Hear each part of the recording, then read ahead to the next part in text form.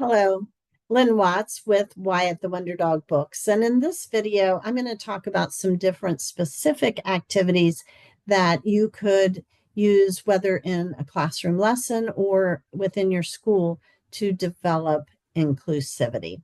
The first one is one that you've probably heard of before, and that's a mix it up lunch day. And I think this is especially effective as we get into the upper grades of elementary, where students may already have a preferred lunchroom friend that they always sit with. And this may certainly be a time when exclusivity rears its head. So to create a special day where students mix it up and try sitting with someone that they don't usually sit with. And you certainly can create a specific environment for this, giving students ideas about how to plan for this, or you could potentially even assign students to different other students, although I think it's more effective if they choose someone themselves. And you certainly can make it an important lesson about what it feels like to be left out. I've done another video on asking someone to join in and helping students to be empathetic with each other in terms of what it feels like if they're not invited.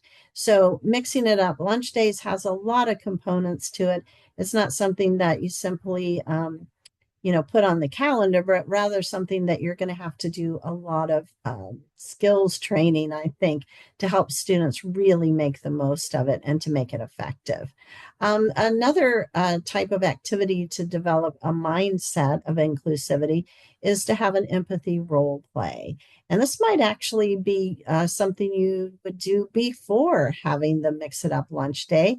And you can have students role play being at lunch with a friend, being at lunch with someone they don't know very well, talking about what it feels like, helping them develop some social skills for how do you talk to somebody you don't know very well?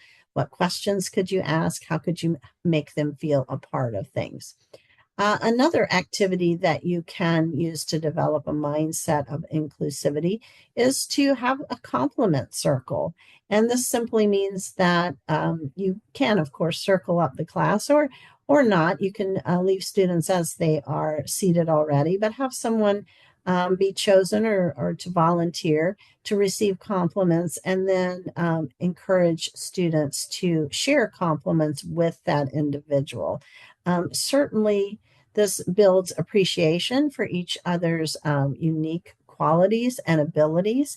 I think this as well takes a good bit of practice in terms of how to give a compliment and how to move beyond some of the superficial compliments that students might be pretty adept at, but to go a little farther into really giving a compliment that matters.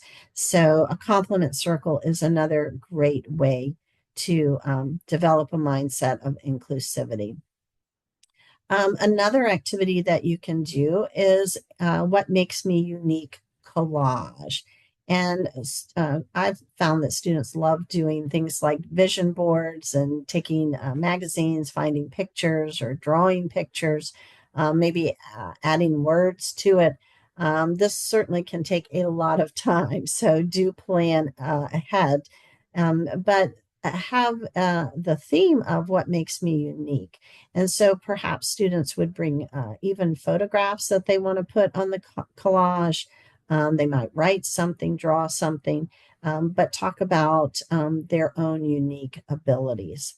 And then finally, there are lots of inclusive games that encourage teamwork, that encourage cooperation.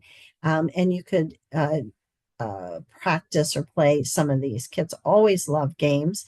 And I think particularly many of the problem solving games like Human Knot or like the balloon bop, where you stand in a circle, hold hands, and simply try to keep a balloon in the air. And you could certainly divide into teams and, develop it even more. So there are lots of cooperative games that can help students learn to appreciate the different abilities and uniqueness of each one of the students in the classroom. So those are all some great activities that can keep you busy for quite some time, but all of them can help developing that sense of cooperation, that sense of valuing the uniqueness of each one of us within the school environment. I hope that helps, and thanks so much for listening.